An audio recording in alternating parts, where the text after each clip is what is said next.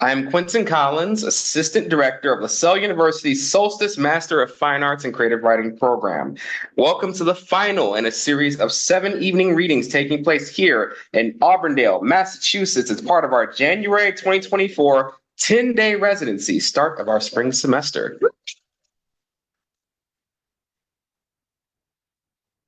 So as we open this physical and virtual space, I would like to note that we acknowledge that the territory on which LaSalle University stands is that of the Pawtucket and the Massachusetts people.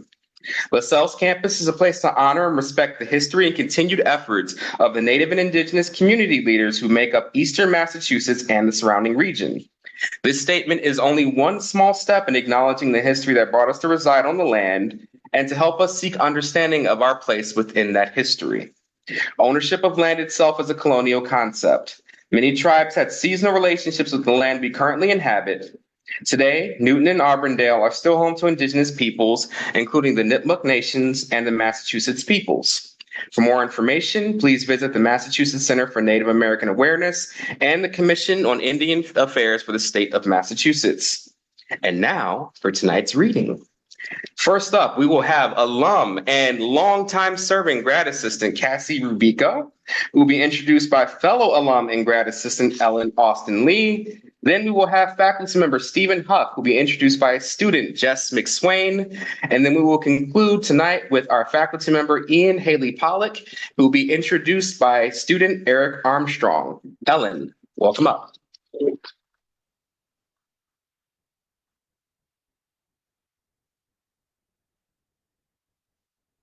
Hello, everyone. I'm Ellen Austin Lee, and I'm an alum of LaSalle University's Solstice MFA in Creative Writing program. I'm honored to introduce fellow alum, fellow grad assistant, and fan favorite, Kassie Rubico. Kassie's generous spirit has touched most who have entered the Solstice community since she's served as the winter grad assistant for 10 residencies now. We're happy to yeah. She's befriended faculty, guest writers, and students alike, and has eased many students' first residency jitters, as she did mine when she handed me my welcome packet 4 years ago. Kassie has many talents, as those who saw her jog around this very lounge at last summer's residency can attest. Tonight, though, we celebrate her literary achievements. Kassie, the storyteller. In her essay, Feeding the Birds, which appears in Pithead Chapel, poignant and filled with childlike wonder, Kassie deftly holds back the conclusion of her bewildered speaker's little girl reasoning as she tries to make sense of her father's uncharacteristic slap after she breaks a glass jar filled with bird seed. She writes, I'm almost certain that it had nothing to do with me because my father didn't hit me, not even when I walked into his friend Joanna Packett's house without knocking. Tantalized? Well, I won't spoil the story by giving away what 5-year-old Kassie said to her father to get him out of that house. But I will tell you it's laugh out loud funny. And I encourage you to go look up Feeding the Birds in Pithead Chapel as soon as you can. You won't stop smiling anytime soon. Kassie Rubico is an essayist currently working on a memoir. Her work has appeared in such publications as Chicken Soup for the Soul, Guide to Culture Creative Journal, Insight Academic Journal, Parnassus Literary, River Muse, and more. She has been a guest columnist for the Lowell Sun and a freelance writer for CoolRunning.com. She received an MA in creative writing and literature at Rivier College and an MFA in creative nonfiction in the Solstice program. She has taught writing and literature at various colleges and is currently teaching in the Changing Lives Through Literature program. Please help me welcome to the stage writer and friend, Kassie Rubico.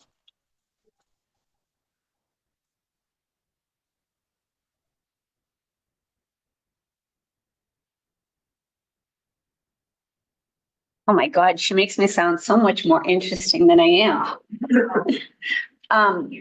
Thank you, Meg and Quentin, for bringing me back here again. Oh, it's such a great place to be. I was saying today to someone, I never want to leave a table or a room or a corner, like, because you're going to miss something really important that someone says. Yeah. And Ellen, my fellow grad assistant, it's great. So, and all of you who are here as students, my God, you're so brave. Those readings yesterday were amazing. And I cannot wait to read the books because they're going to come out and it's going to be great. So thank you for what you're doing here. It's quite a community, as you have seen and will see in your time here. So this is an essay that deals with, our parents when we're young are like enigmas. They're these people that we don't really know. Really, we depend on them, but we don't really know them. We think that maybe they were born the same day we were born, right? They're weird. And we don't really care what their life was before we were born. But it is important. And if we're lucky enough, we get to find out what that is. And it makes sense of their life, and it makes sense sometimes in your life. Oh, sorry. So, and it's great to have my 3 daughters here as I read this, because I think that stuff is important. And I think this is what that essay is discovering. So the title is My Mother's Lover.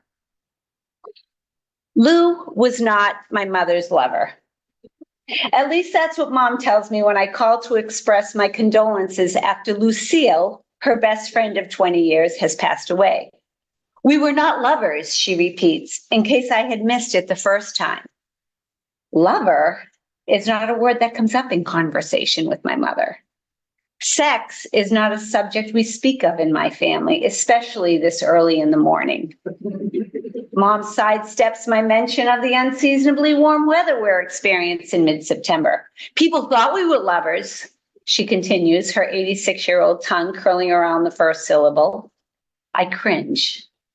In my mind, the last time my mother had been anyone's lover also involved my father, and was sometime in the fall of 1961, of which I am the result. My parents slept in separate beds. They did not kiss or hug, at least not in front of the kids, or do any of the things that Mike and Carol Brady, my 1970s example of true love, did in their retro bedroom every Friday night on the Brady Bunch. Of course, Mom and Dad had sex. I know this because I am the youngest of 7.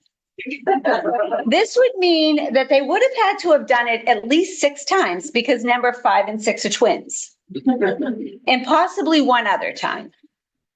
The night I stumbled into their bedroom unannounced. I was half asleep that night, expecting the usual sleeping arrangement.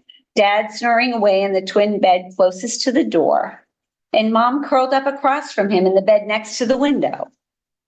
Instead, for some reason, Mom was face down on Dad's bed, and my father, from my angle, was nowhere in sight. Mom turned when she heard me come in, exposing Dad's head under hers, and by the look on their faces, I knew I had just witnessed something I wasn't supposed to. It would take years for me to figure out what that was. The story of their courtship is a simple one. My mother was living with my father's family when he returned from Italy, where he was stationed in World War II. Mom claims he picked her out of a group of friends because she was 9 years younger. But Mom's porcelain skin, light hazel eyes, and turned up button nose suggests that age was not Dad's only attraction. They got engaged over Christmas the following year and married 5 months later on Easter Sunday. It was a small ceremony in the church basement because of religious differences.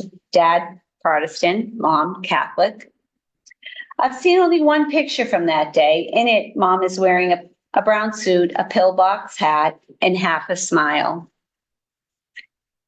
I was a curious kid. My parents, not necessarily as a couple, but individually, were my subject of interest, especially my mother. While Dad was off to work and my siblings at school, I'd follow Mom around the house asking questions. Who was your best friend when you were little? What was your favorite color? Did you have a boyfriend? Mom's answers were short. I assumed that was because there was a lot to do for a family of 9. I realized quickly that it was best to catch her during her downtime, when she wasn't folding laundry or washing floors.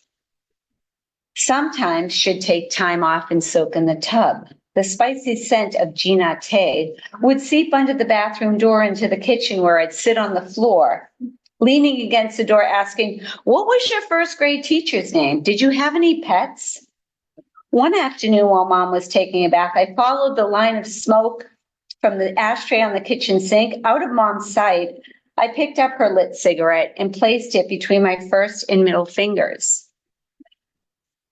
I flicked off the long gray ash just like Mom did and held it up to my mouth. I didn't breathe in, but the smoke clouded my eyes and I squinted, imagining myself with the same sophistication Mom showed when she took a long drag. Sometimes while my brothers and sisters were distracted with teenage stuff and my father was off doing something else, I'd slip into my parents' bedroom to watch TV with Mom. It was either Donnie and Marie Osmond singing about being country or Sonny and Cher, always ending with their hit single. I'd wiggle up from the edge of the bed while Mom sang along. I appreciated Mom's off-key slant and that she knew all the words, but as I watched her sway in time to "I Got You, Babe," I was more concerned with how she got the scar under her right eye. At 42 years old, I go back to college.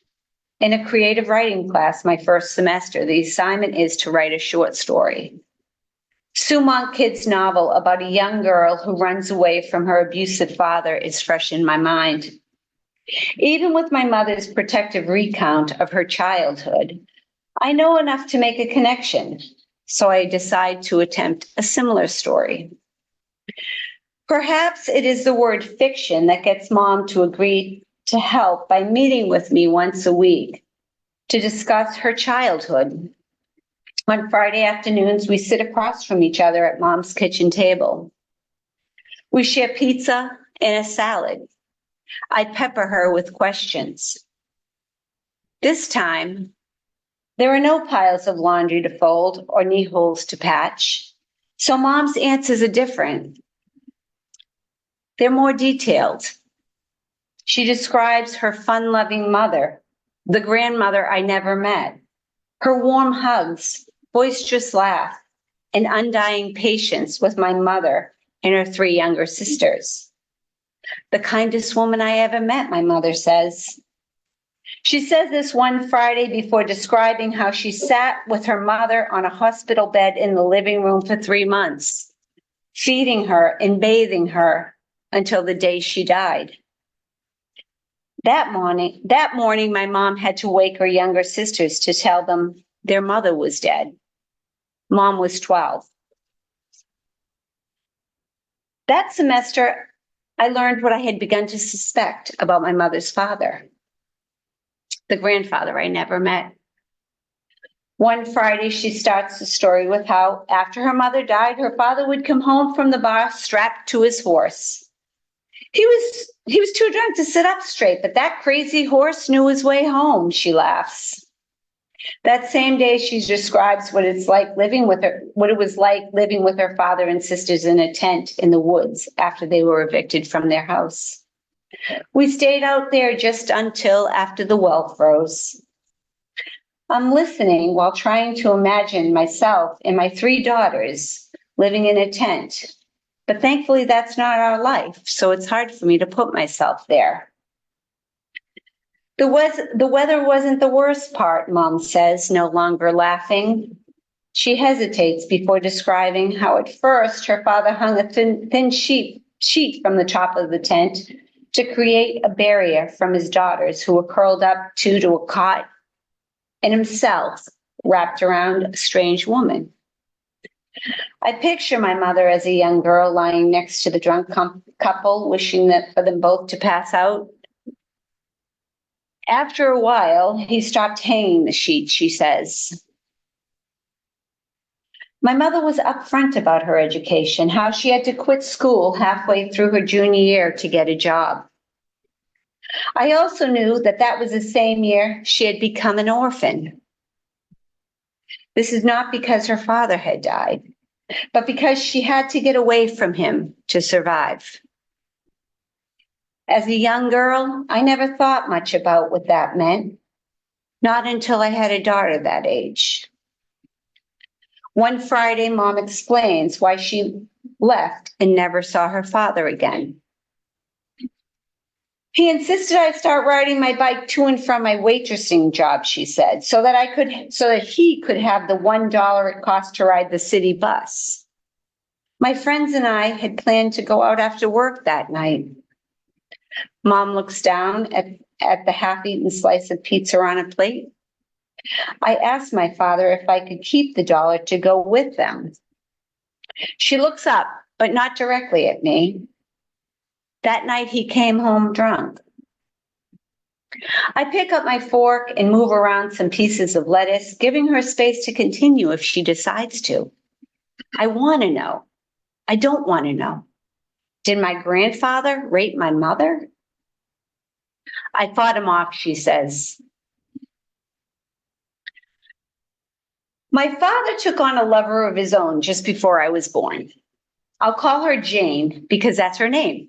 And she's dead, so I don't have to worry about her reading this. Jane worked with my father at an appliance store. She was 20 years younger than he, and from what I remember, yes, I knew her. She was soft-spoken and pretty. There's a picture of me with Jane from one Christmas Eve. In it, I looked to be about 3 years old and quite comfortable sitting on my father's lover's lap on my mother's couch in our family room.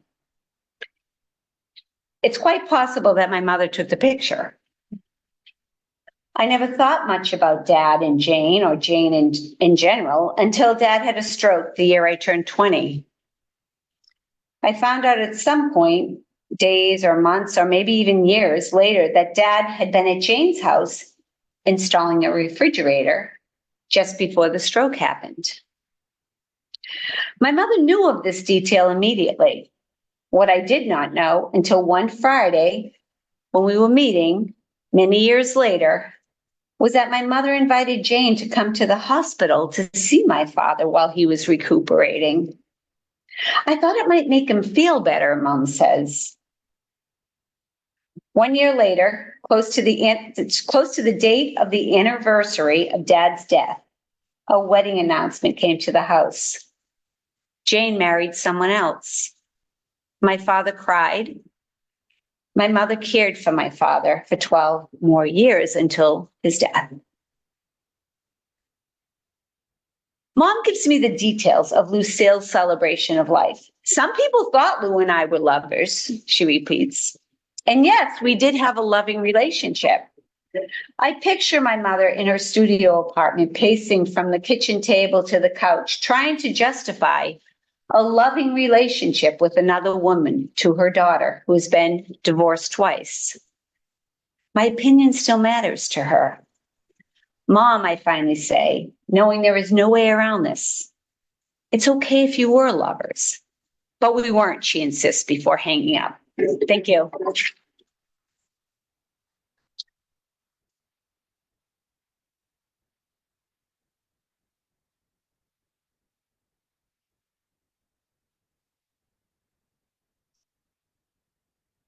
Good evening. I'm Jasmine McSwain, and my first semester at Solstice was spent with a man of many talents who never fails to make me laugh, even if he doesn't mean to. Steve Huff is a scholar and a researcher, an editor, an excellent singer, as we all saw during the summer residency, and a fantastic mentor.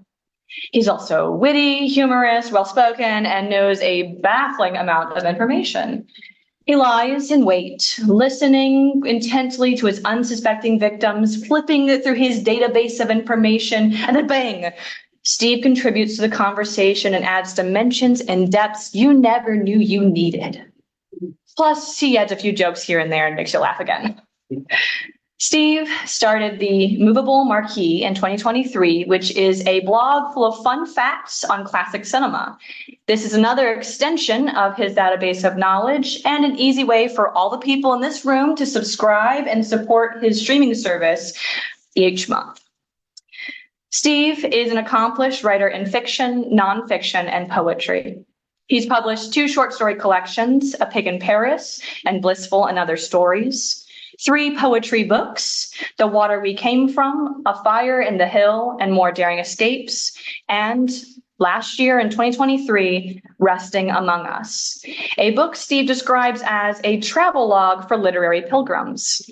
He is a Pushcart Prize winner in fiction and has served as the founding publisher at Tiger Bark Press until 2022. We're all glad that you're here, Steve, healthy and happy, and we hope to see you continuing to be here in person with us for each residency as we continue forth. Please join me in welcoming the illustrious Stephen Huff.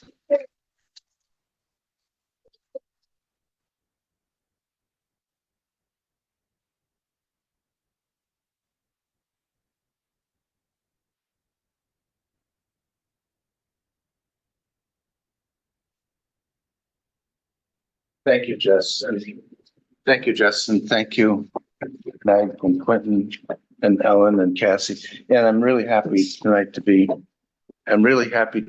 reading with Kassie and Iain, my friends. I'm going to read from my new book, Resting Among Us, Authors' Grave Sites in Upstate New York. It's a regional book, I understand. Some time ago, the poet Robert Darling told me that Paul Bowles, the novelist and composer, was buried in the Finger Lakes in New York, and I was incredulous. He always seemed to be living in Tangier, but my partner Betsy and I went and found the grave out in a lonely little back road, and it occurred to me that there must be many more stories like this upstate. And so I decided to go and search. I have found 62 author graves in 37 communities. So I'm going to read just a couple short pieces that are probably ones that you haven't heard of.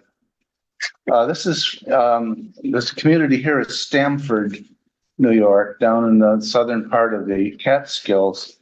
And the author, Ned Buntline, 1823 to 1886, hero with many masks. Ned Buntline was about as complicated and flamboyant as any author who ever lived, more complex than Walworth in an earlier chapter, but without the malice. He campaigned for temperance, but alcohol was probably the only thing he was ever temperate about, and that only sometimes. In fact, he was known to head to a saloon after giving a fiery temperance speech with some of the audience in tow who had signed the pledge. In addition to the above-mentioned virtues, he was also a bigamist, a bail jumper, and a natural-born showman. In his best years, he was, at least by his own calculations, the wealthiest author in America. Money he earned from the sale of the dime novels that he cranked out, one after another, at least 400 of them, mostly adventure yarns, quick, short reads. Before he gained fame as a novelist, he wrote stories for magazines, most notably Knickerbocker, a respected literary journal at the time, which is curious considering the hack quality of his later work. But Buntline also founded and published several magazines, as well as a scandal newspaper, Ned Buntline's Own, which carried a regular feature about himself, from which many of the fables of his life gained currency, and thus are hard to corroborate as anything close to fact. Many biographers have tried to nail down his personality and found themselves in a thicket of contradictions, but all have agreed on his noted bonhomie. According to the editor of one of the collection of his stories, Clay Reynolds, he seems to have been one of the most personally charming individuals of his era. As biographer T.M. Bradshaw has written, actual crimes, schemes, lying manipulations aside, he was known as a pleasant company, a genial, good-natured, friendly man, also intelligent and creative, but completely heedless of real consequences. Historians have debated the old story that Buntline special ordered the Colt Company's long-barreled 45 revolver, gave it its name, the Buntline Special, and presented them as gifts to some of his Western friends, such as Wyatt Earp, Bat Masterson, and others. However, this story has been largely debunked as frontier mythology. When he was still a boy, his father moved the family from Stamford to Philadelphia so that he could study law. Ned, hating the cramped city, snuck aboard a West Indies fruit ship. He may have lied about his age to the captain who put him to work as a cabin boy, since he was only about 12 years old. It was the beginning of a short career working on merchant ships. He must have lied about his age again when he joined the Navy in 1837, aged 14. Most of his accounts of his heroic Navy years are probably yarns, but one bona fide adventure occurred one night aboard a small boat en route to the Brooklyn Navy Yard with a load of sand when it capsized after colliding with a ferry in the dark, and 17 men went overboard into the icy water of the East River. Ned's actions helping the men stay above water until rescue led to his appointment by President Martin Van Buren to midshipman aboard the warship Boston. His name on his gravestone in Stamford Cemetery is Colonel E.Z.C. Judson, a rank that he never held. As a midshipman in the Navy during the Seminole Wars, he saw little action. He claimed that in the Civil War he fought on with General Sherman after Appomattox. In fact, he was once jailed for desertion, often cited for drunkenness and insubordination, and dishonorably discharged in August 1864. While on furlough in Washington, he went to Matthew Brady's studio, and sitting himself in the famous chair in which Lincoln had been photographed, he posed in a colonel's coat, an act of impersonating an officer that could have landed him in the brig again. But he claimed the rank of colonel for the rest of his days.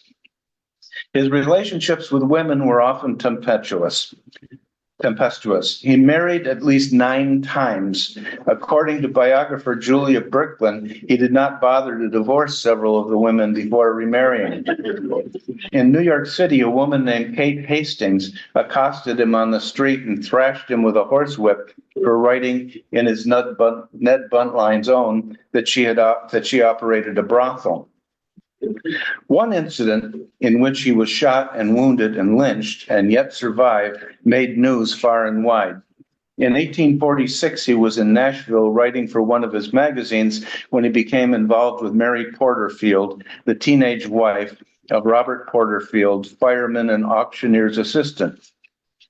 Both Buntline and Mrs. Porterfield claimed innocence, but various people had seen them together.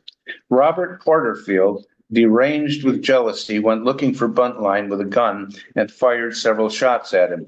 Ned returned fire and mortally wounded Porterfield with a bullet to his head, and then turned himself over to the law. In an apparent unruly courtroom, he was shot and wounded by Porterfield's brother. He was released, but not before a crowd of outraged citizens dragged him from the jail and lynched him, only to be rescued when friends arrived and cut the rope. A variety of somewhat conflicting accounts from the time describe him being chased from the courthouse and hiding in the nearby city hotel, then leaping from a third-floor window, which apparently left him with a permanent lip. Following the incident, Buntline wrote in Knickerbocker, "Mr. Porterfield was a brave, good, but rash and hasty man, and deeply, deeply do I regret the necessity of his death. His wife is as innocent as an angel." In the years following the Civil War, the United States had a fairly large standing army in the West engaged in the Indian Wars. Buntline knew that most of them were garrisoned for long periods of time with little to do, and so he gave them what he knew they'd love: sensational novels mythologizing white American heroism in the West, such as Buckskin Sam the Scalp Taker and Norwood, or Life on the Prairie. To many of his Eastern readers, the West was a mystery, and so they had little cause to doubt him. He is most identified with Western novels, although he wrote far more sea adventures. In 1868, on a trip to Nebraska, he met a young man named William F. Cody, who had been working as a civilian scout for the U.S. Army under General Philip Sheridan. Buntline liked his flamboyant personality. He wrote a purportedly nonfiction book about him and his supposed exploits among Indians and gave him a name, Buffalo Bill. He didn't invent the name. It was a common moniker in the West at the time, but he made it stick to Cody. Buffalo Bill, the King of the Bordermen, was serialized in the New York Weekly beginning in December 1869. When Cody read the book, most of the heroics were news to him. Buntline also made him out to be a temperance advocate like himself, which was another stretch of the imagination since Cody was fond of his tipple. But Bill, too, had a flair for show business, and Buntline made him famous, organizing and promoting a traveling show for him, Scouts of the Prairie, beginning in Chicago in 1872.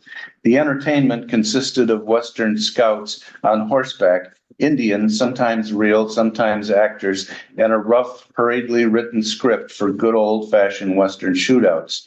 The show was a success, repeated many times over, moving around the eastern half of the country from one big top to another. But it hit one snag in St. Louis when Buntline was arrested in his hotel for jumping bail on a charge of incitement to riot in the city 20 years before, which he probably assumed had been forgotten. Authorities confiscated the cash box before he skipped town again.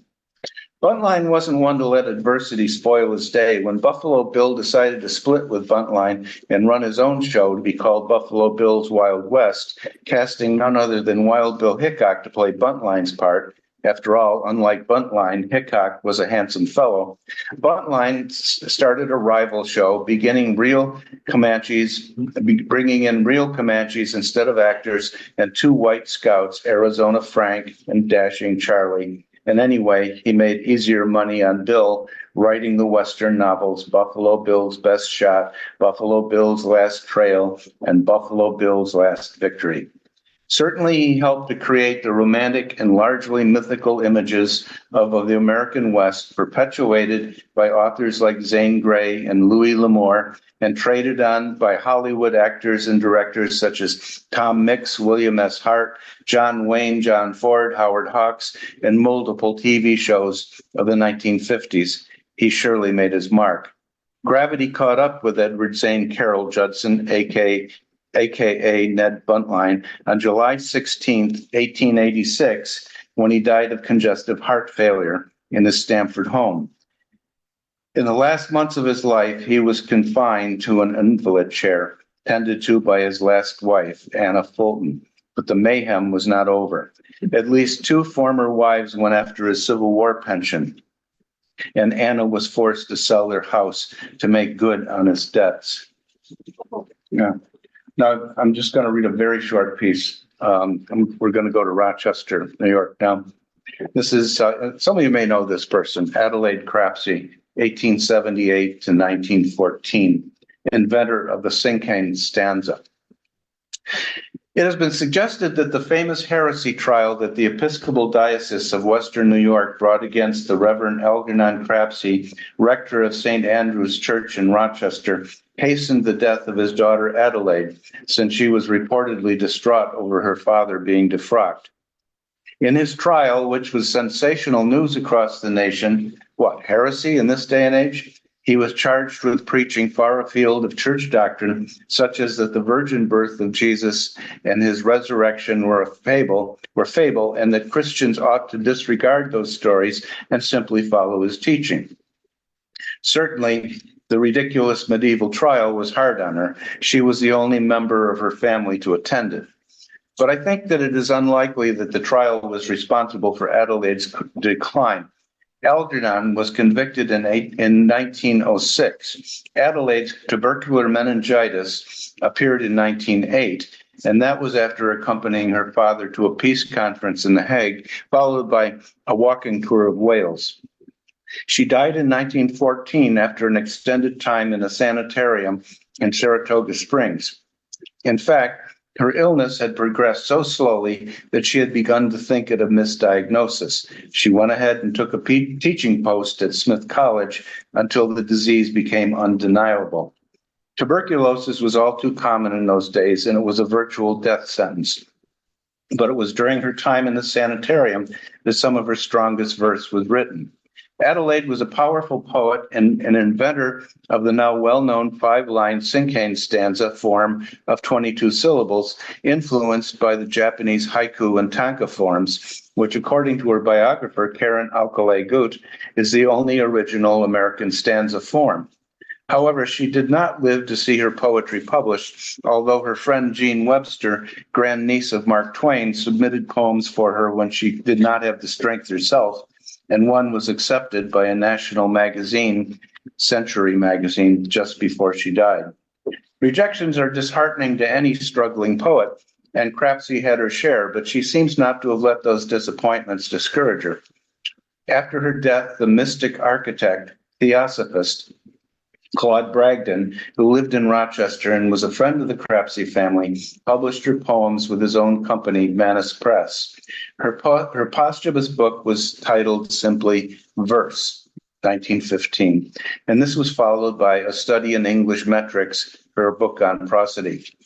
Alcalay-Gut, who herself grew up in Rochester and now teaches in Tel Aviv, writes that when death was approaching, when the seriousness of her disease could no longer be denied, Adelaide wove her shroud in the form of a poem. This is song. I make my shroud, but no one knows. So shimmering fine it isn't fair. With stitches set in even rows, I make my shroud, but no one knows. In doorway where the lilac blows, humming a little wandering air, I make my shroud, and no one knows. So shimmering fine it isn't fair. To my eye and to my body and soul, her strongest poems are her cinquains. In her poem, Amaze, she is already becoming estranged from her dying body. Her use of line breaks for commas or half commas is a technique far ahead of the time. She was certainly one of the most original poets of the earliest 20th century, when some of the modernists were just learning to type. Here is the cinquain. I know, now I know, not these my hands, and yet I think there was a woman like me once had hands like these. Thank you.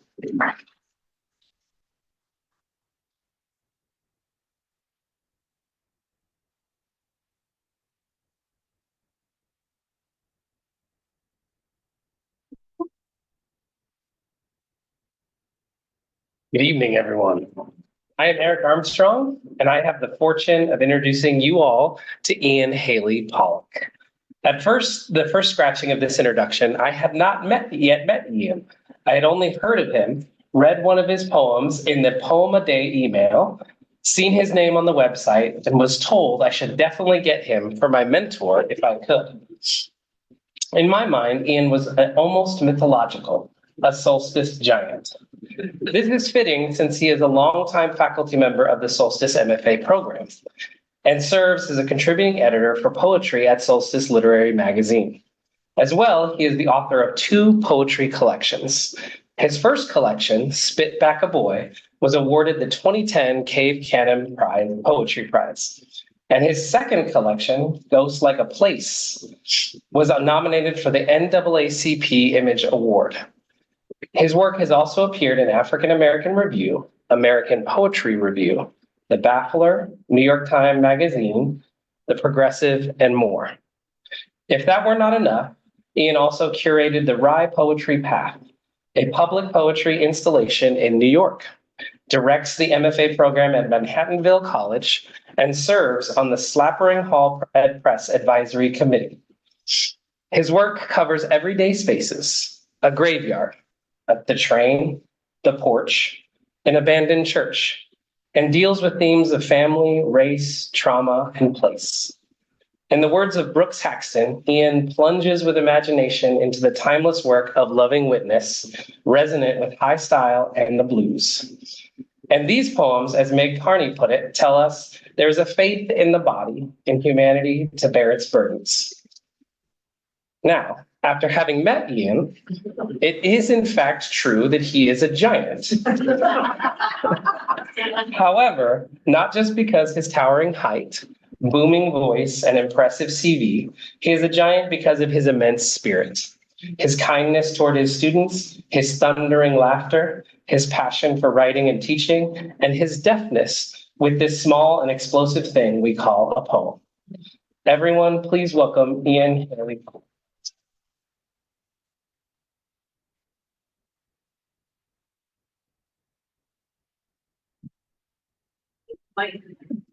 Thank you, Eric. That was very generous and funny, and I appreciate it. John. So on my way up here, I left both copies, my personal copies of my book behind, as one does. And I was too far away to like turn around and go back. So I voiced, we live in this crazy world where I can talk to my car and it sends Quentin Collins messages. Crazy. So I did that, and Q pulled some books. And the copy of Spit Back a Boy is signed to Meg on the day that I first became involved with the Solstice program in 2011, when I was a Cave Canem partner poet. And it's been such a joy to be a part of. That was July 14th, 2011. So it's been such a wonderful ride. I haven't been up to the residency in 18 months, and it's so wonderful to come back into this community. So Meg, thank you for building us a house. Meg and Q, thank you for keeping that house in order when external forces tried to foreclose on it. I'm really glad that we're here and vibrant and growing again.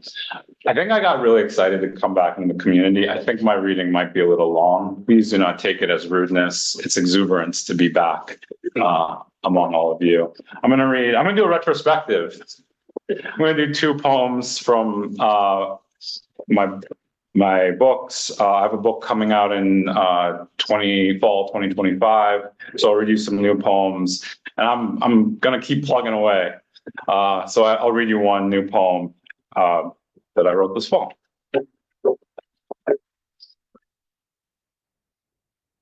And it's wonderful to read with Kassie. I'm glad that you actually see me as a professor now. There was a time when I was in my 30s that I was not a full-fledged professor, according to Kassie. One of the pleasures of coming up here is seeing the faculty who I get to see every year. Chief among them, Steve Huff. I'm working with Steve on Tiger Bark Press now, and it's wonderful to be on the board there. And he's a fellow upstate New Yorker. So maybe I'll get buried and you can write about me. A little cemetery in New Hartford, New York with my name on it. This is gonna be long because I'm talking. I haven't even read a fucking poem. I'm going to sing in this poem. So if you're online, when I say like convicts, you just want to turn the volume down. If you're in the room, I'm sorry. There's nothing you can do. And what I'm going to sing is a line from a convict work song from the Texas prison system in the 1960s. And the line is "Rattler Can't Hold Me," which is also the title of the poem.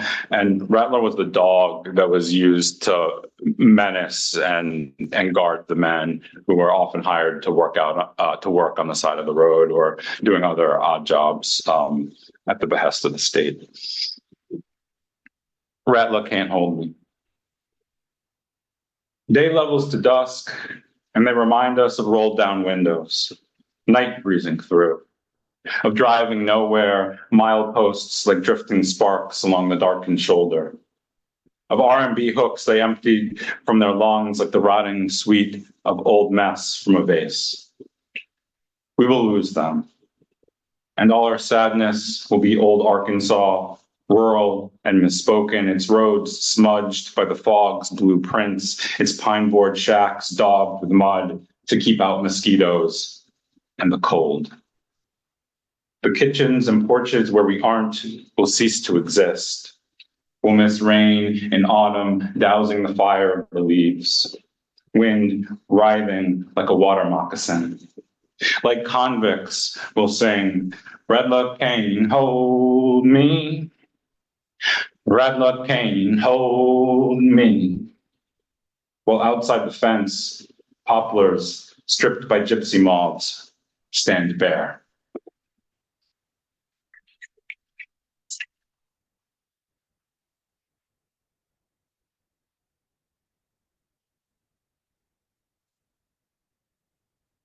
This poem is set at my wife's grandfather's funeral, and it really was the first time where I felt a part of her family. There's one cultural reference, and there are actually probably multiple ones, but the one that you might need to know is Shiva, which is a reference to the Jewish mourning ceremony. Beth David Cemetery, Long Island. I'm the only man standing by the open grave without a yarmulke, with dreadlocks spilling onto the lapels of my suit jacket. Next to me, Naomi stares at her grandfather's coffin. Under the distant roar of jets arcing over the sound, 3 workers speak Caribbean Spanish, hushed and rapid, and smoke while they wait to fill the grave, their backs to us and the wind. On headstones nearby, mourners have set rocks, a sign of the permanence of their loss and of the earth. And families have hedged some plots with evergreens to keep other funerals from trampling their dead. Cousin Seymour, a slight, devout man, breaks our silence. We should be the ones to bury Jack, not them. And Naomi's father takes up a shovel and steps toward his father's grave. I back away onto a gravel path, bristling to think that them is the 3 grave diggers, that them is us, dark people. But while the men and boys passing the shovels between them cast dirt onto the coffin, and the graves begin to fill with the smack and roll of dirt clods on the casket lid, while Will, a great-grandson, struggles to balance a load of soil on a shovel blade, I recognize that Seymour meant them who are not us, our family, them not fused with us by life and faith who do not suffer now when we have cause to suffer. And as our family leaves for the reception and the days of sitting Shiva, I know that when I die, our children, our grandchildren, they will grieve for me with shovels in their hands.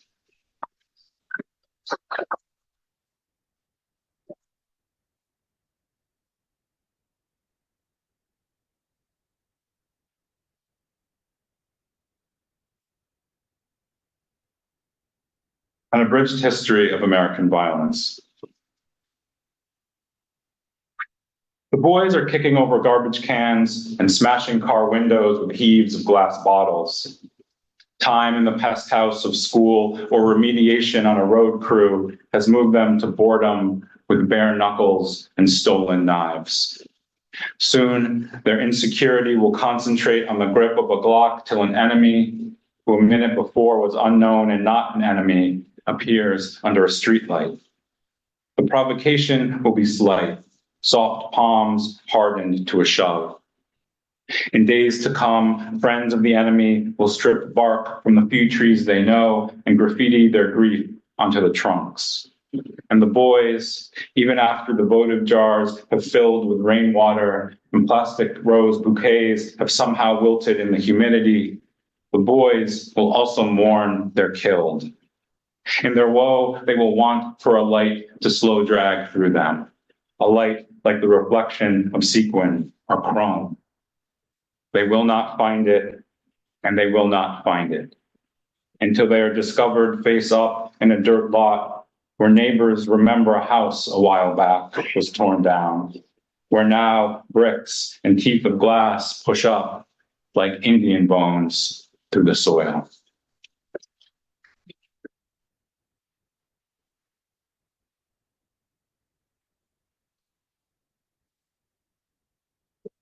This poem takes its title from a poem by Neruda. I'm not like this. I'm not smart enough to put these two things together. Metaphysics with poppies. I can't understand, after years of reading, the relevance of metaphysics. How does it account for the wants of my mind breaking apart my body?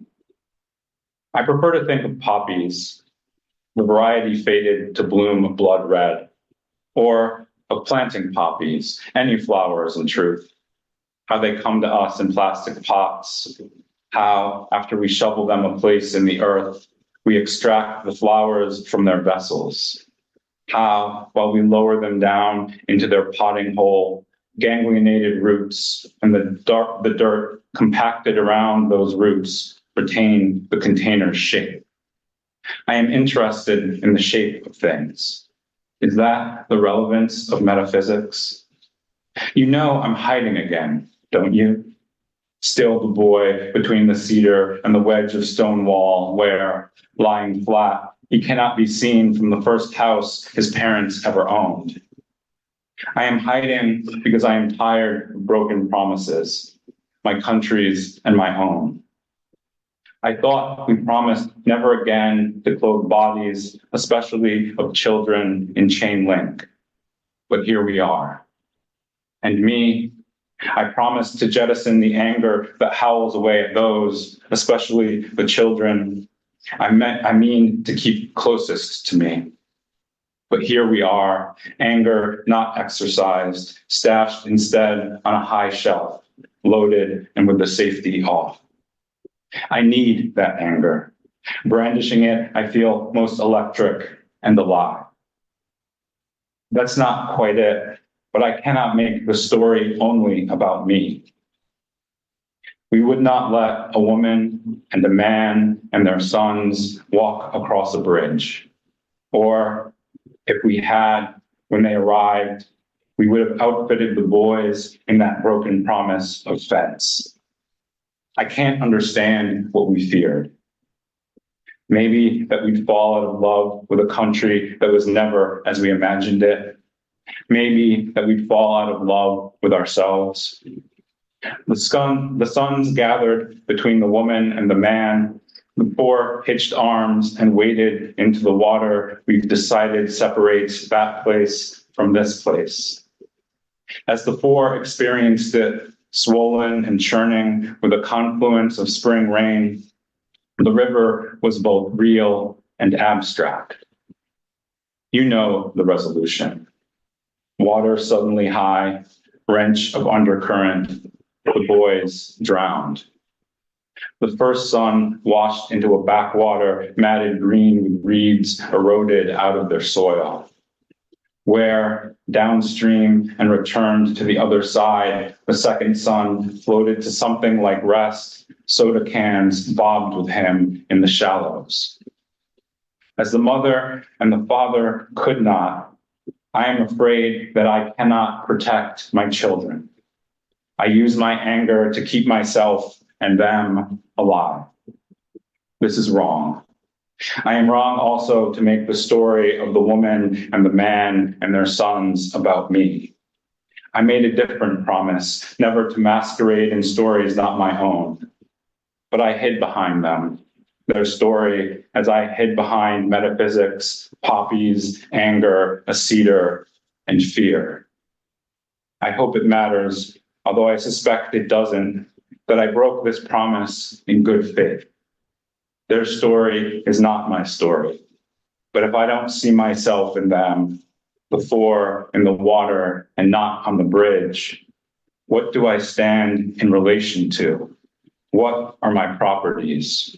What shape am I in?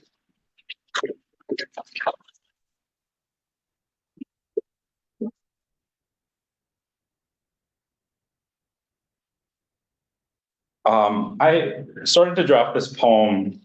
Oh, poets. You know how I've been saying, like, I refuse to do prompts? I give them to you in the most hypocritical fashion and then don't do it. This poem, this was like the only time I think I've ever like written along with the students.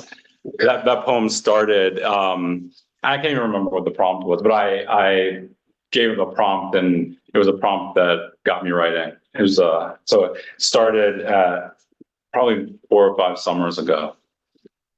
Just to close the loop. I promised I would say something about prompts. This next poem I started writing the day that I found out Aretha Franklin died, and it brought me back to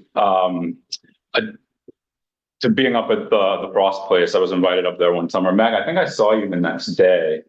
So you were in like the very deep background of this poem.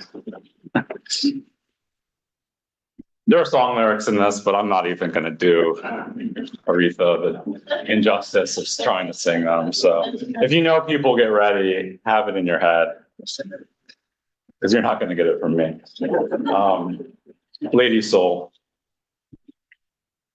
How easy, driving the White Mountains, sundown, 3 beers deep, to hold the wheel steady and become a tangent, jump the banked asphalt, rip through the guardrail, to give over to gravity, let it drag you down into a birch trunk or a glacial erratic's weathered granite. They'd blame the wreck on alcohol or your ignorance of the road or the severity of the curve. But before you left the bar in Plymouth, you cued her on the stereo, a combustion internal and holy revving in her voice. As you drive, sunset hazes around the peaks, and she's singing, "People, get ready," and you follow her. When you pull the car beside the house where you'll spend the night, your tires spray gravel against the vinyl siding. And next morning, you wake to dawn light blocked by curtains into shifting shadow. Light blocked, but there, and rippling into the room when the still cool summer morning sets the curtains to sway. How close you came to not being in that sunlight. Sunlight resinous and rippling and rippling and rippling and there.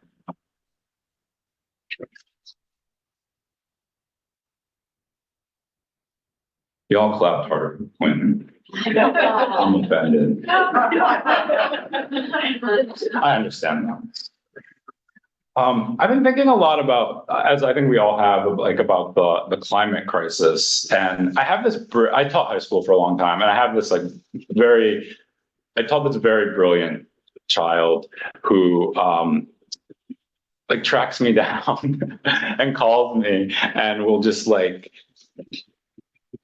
yeah, he's just a genius, and he'll just like spitball all these ideas he has. And this, one of the things that he said that really has stuck with me was that, like, he said to me, like, you know, the planet's going to be all right. We're just killing ourselves. And I've been thinking about that a lot. Like, the environment will like heal itself, or new plants will come, animals will come, they will evolve. We might not be here for it. So I was kind of had that in the back of my mind when I was going through this area that I find beautiful and ugly. It's kind of where this road cuts through a wetland, and I find the wetland beautiful, even though I know the reeds are invasive. And then there's always traffic on the road. And it just got me thinking about this idea that the planet will be fine even once we've taken ourselves out of it. A theory of arrival. Wetlands. A host of unnameable winged things becomes visible in the softening gold of October day end. Holy the insects, holy the road bisecting the wetland, vessel for water run down from the hills. Holy the cars bottlenecked at the signal turned red. Holy the reeds, silvered heads rippling slow in the mild wind. All this, save water and mud, a second coming or more. An arrival after an arrival after an arrival. Ragweed and cocklebur, an arrival. Dragonfly and gypsy moth, an arrival. Red-winged blackbird flocked and nested, an arrival. The reeds, their weave and rhizome and stalk and blade impenetrable, admitting no vegetal life but their own, an arrival. A beginning with each arrival, a beginning and a collapse and a beginning. A second coming, a holy that once was not holy, a second coming or more. Reeds into a landscape of no reeds until impenetrable reeds became the landscape. Until the birds that were an arrival before the arrival learned to braid these blades into nest. Until a blackbird, red-winged, perches on a stalk, having learned to spread its avian weight so that the silvered head does not drop low, remains at the altitude of small winged things, perches, waits to flash up and arrive at their flight, a beginning and a collapse and a beginning, or else perches on the stalk height and lets its song, a holy that was not, tumble into the landscape, road bisecting a wetland of second coming reeds, into the day end that arrives and collapses into October, holy, and then will not be October or day end again. There you go. Thank you. Thank you for stroking my fragile ego. So hanging out with me is a real upper. Really uplifting. But I do have like 3 happy poems. I'm going to read one of them to you. It mentions Rothko poems. I'm sure many of you know who Rothko is. I'm talking specifically about his famous color fields that are big swaths of color on a canvas. It's a good Philly poem for those of you who are fluent in Philadelphia. And thank you again so much. It's been wonderful to be here. Shout out to the 3 poets. You were very intrepid. Thank you for putting up with me and my exercises that I don't do with you. Yes, it's been wonderful. And thank you again to Meg and Quentin and Ellen, my former student. My favorite former student? I don't have favorites. They're like children. You can't have favorites. And Kassie, thank you. Fountain of the 3 rivers. A young boy, a toddler, rocks on the lip of the fountain in Logan Circle. His mother and father on either side. He's making a mess of an ice cream cone, strawberry, while laughing at the twists and stretches of his father's face. Jamal's in town, and we're watching the boy and also the upspray of the fountain as it rises through the view of the brownstone facade at Basilica Saints Peter and Paul. Its clear story windows set high, its vaulted copper dome oxidized to aqua green. The boy then starts laughing too hard and topples back down toward the fountain's pool, but his mother shoots out her arms and braces him. When she pulls the boy back to sitting, he's laughing with the thrill of falling even harder than before. It's hard not to smile. This little boy, open mouth, shaking with laughter, his brown left cheek covered with a broad daub of red-pink ice cream. Later, at the museum, we're standing in the modern and contemporary wing, staring at a Rothko, one of the color fields, not orange, red, yellow, but similar shading on the rectangles. And Jamal says, the colors are vibrating. And I'd never liked Rothkos until then because, of course, I'd never understood them. And now I love them. And now I'll never be able to stop loving them. Thank you.